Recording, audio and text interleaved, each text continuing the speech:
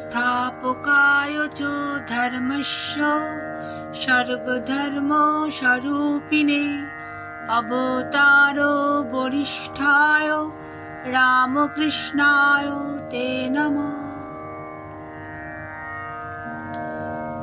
শ্রী রামকৃষ্ণ চিত্রকথা। স্বামী শান্ত রূপানন্দ, চিত্রশিল্পী শ্রী বিশ্বরঞ্জন চক্রবর্তী। পাঠশালায় গদাধর। কি সুন্দর ছেলে গদাই। গ্রামের সবাই তাকে দেখতে আসে, বারে বারে আসে, এমনি তার টান।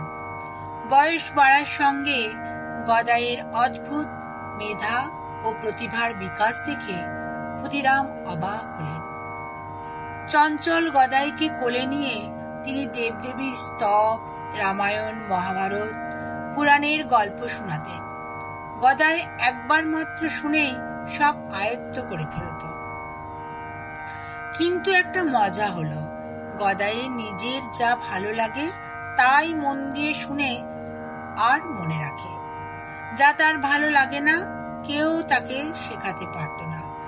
অঙ্ক হিসেব তার একদম ভালো লাগতো না, তাই অনেক চেষ্টা করেও তাকে গণিতের নামটা শেখানো যায়নি। বড় হয়ে বলতেন, আমি ছেলেবেলায় চিত্র আঁকতে বেশ পারতুম, কিন্তু শুভঙ্করী আঁক ধাঁধা লাগতো, গণনা অঙ্ক পারলাম না। বাড়ির সামনে গ্রামের জমিদার লাহাবাবুদের একটি পাঠশালা ছিল। ওই পাঠশালায় গদাইকে ভর্তি করে দেয়া হলো। রোজ পাঠশালা দুবার করে বসত, সকালে ও বিকালে।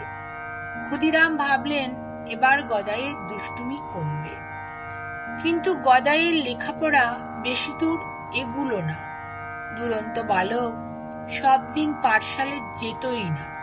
সঙ্গীদের নিয়ে ভূতির খালের ধারে বা মানিক রাজার আমবাগানে খেলা করত।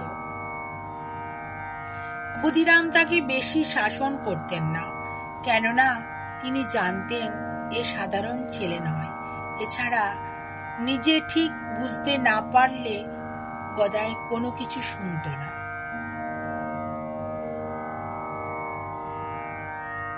জয় ঠাকুর, জয় মা, জয় স্বামীজি, প্রণাম।